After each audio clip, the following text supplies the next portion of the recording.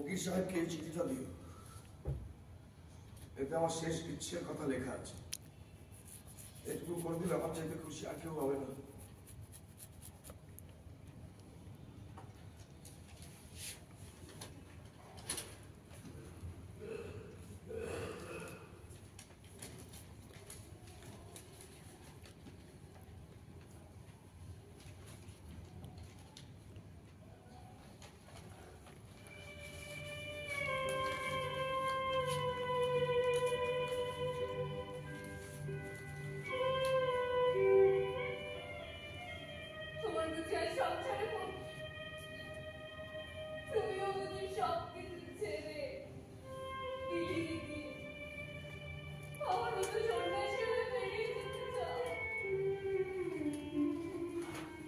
আমি যদি সন্ন্যাসী হই,